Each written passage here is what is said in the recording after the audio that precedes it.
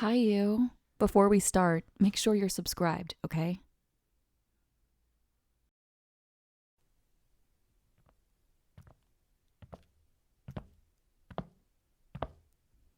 So even when the egregious influx of oxygen during the Great Oxidation Event constituted one of the literal biggest mass extinctions in history, it's still not considered one of the great extinctions? Seriously? God, it's like this entire book was a waste of my time. Oh, great. And my night gets better, doesn't it? What are you doing here? I was the one who asked you first, but if you so insist on knowing, then I'm trying to actually get my project done. Something you never tend to do in a reasonable amount of time, or efficiently, for that matter. So, what about you? Why have you decided to ruin my night?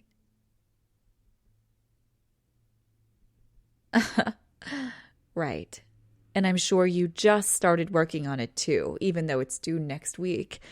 Meanwhile, I'm already compiling most of my studies into a final proposal. Ugh, whatever. I'm only here because I'm trying to ascertain the last thing I need for my research, but everything's amounting to dead ends. I'm not like you, who's probably trying to run an all-nighter to get as much as you can scribbled down in a few days.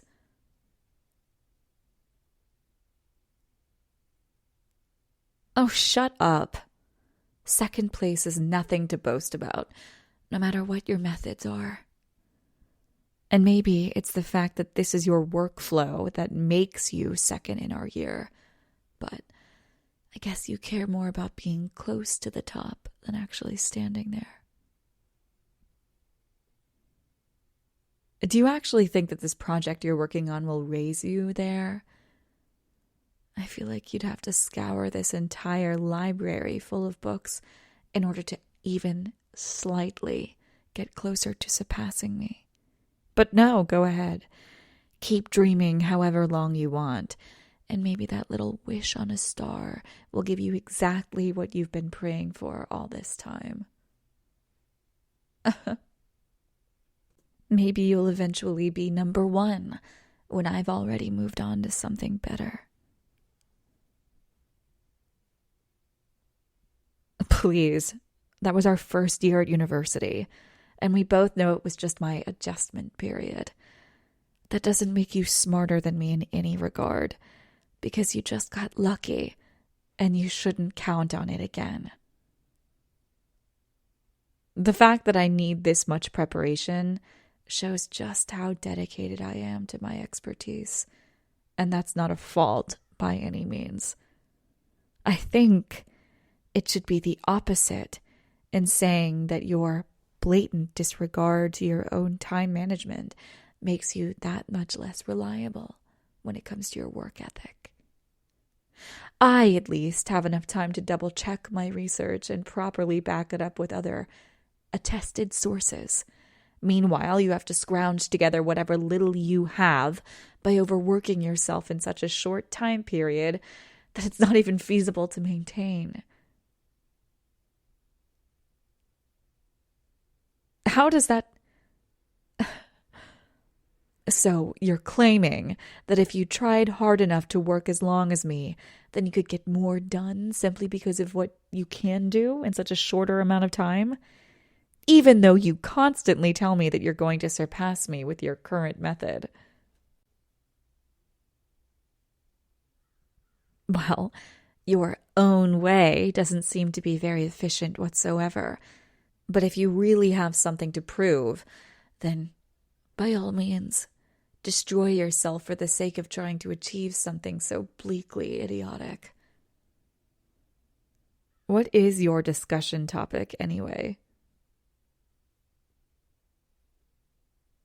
Quantum superposition. Are you even smart enough to comprehend something that serious?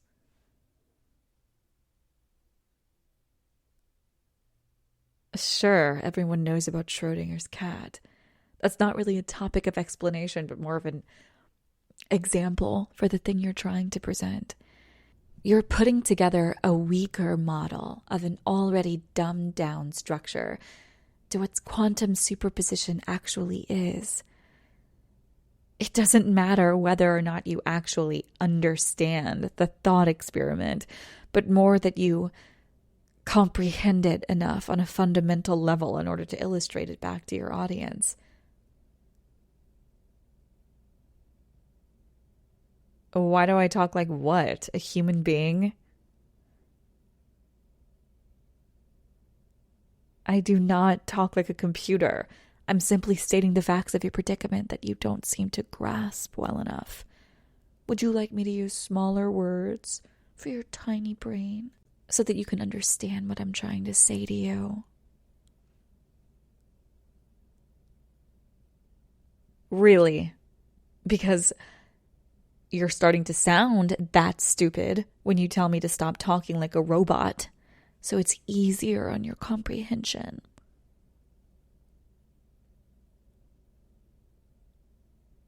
No, that is pretty parallel to what you've been saying, actually, which honestly makes me question your intelligence level. Because if you're what I have to deal with in terms of competition, then I'm really not scared of losing my top spot. I'd have a harder time trying to compete with a dog. Because compared to that, all I seem to be looking at now is a pathetic, brainless little puppy. What? What was that sound you just made? You know which one I'm talking about. The one that just came out of your mouth 5 seconds ago.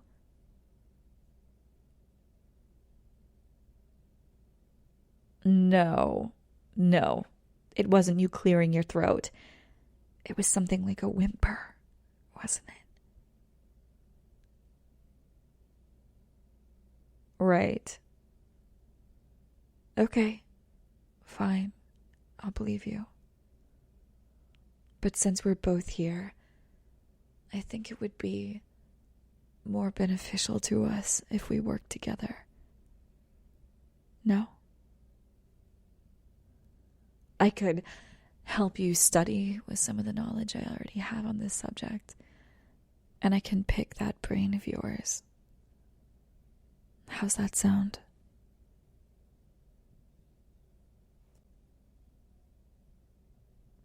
I know what I said, and I'm very well aware as to what I called you, but that sounds like even more of a reason that we sit and help one another, right?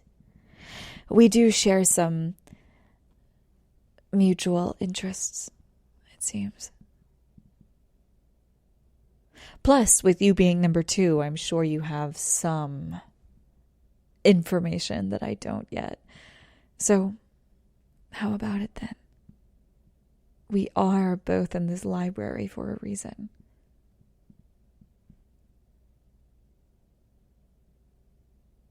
Good.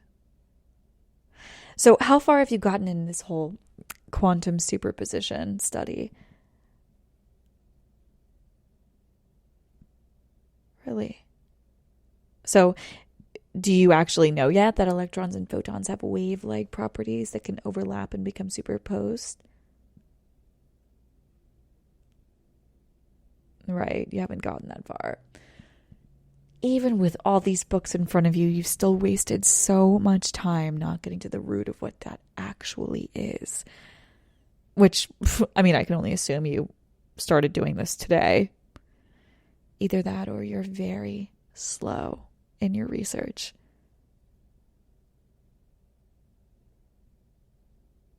As I presumed earlier. All right, well, at least you aren't as slow of a learner as you could be at this. But do you at least know the gist of the Schrodinger's cat thought experiment? Okay, yes. That is what the example dictates. but it can also be seen in an equation that has more than one solution if you define it from a more generalized perspective.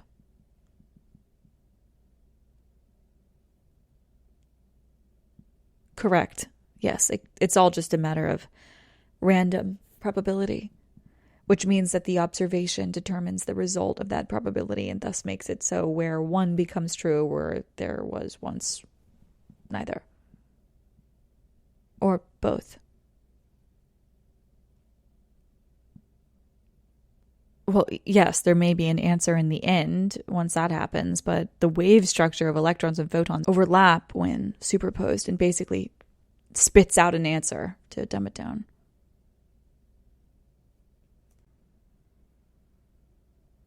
Yes, the fact that they overlap is what makes that state of them being alive and dead at the same time. They both coexist in the same space and thus have two simultaneously opposite effects.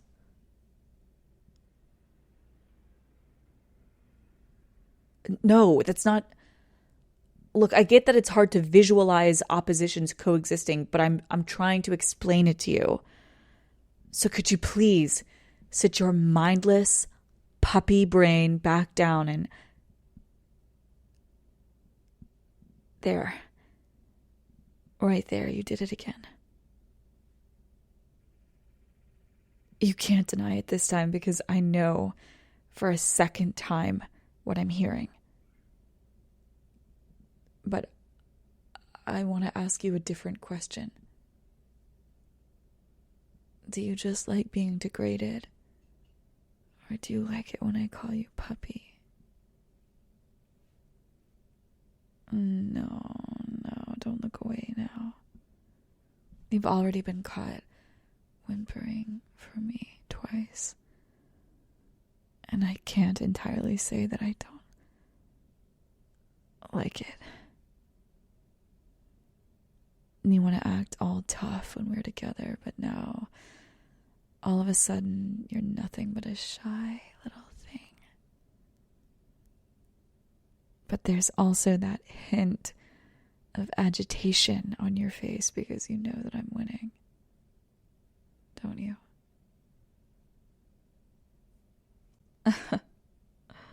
God. It's almost adorable how you look when you're like that, puppy. I haven't noticed it before, but your face is just the sweetest little thing, isn't it? And getting to hear you whimper like that for me is somehow intoxicating.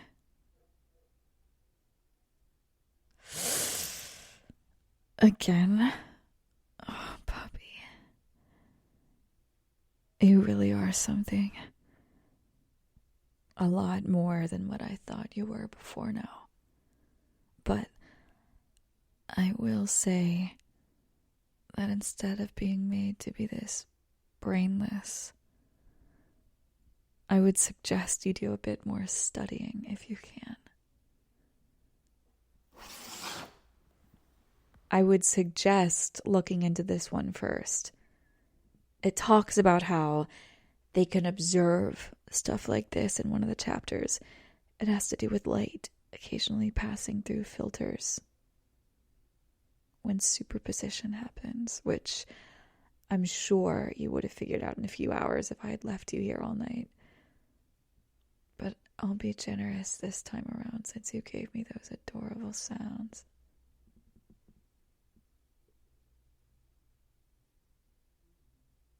What do you mean, where am I going? I'm going home. I didn't plan on staying in this library all night, since I have things to do other than forcing myself to finish a project the week prior to its due date. Oh, puppy. Don't look so sad on me.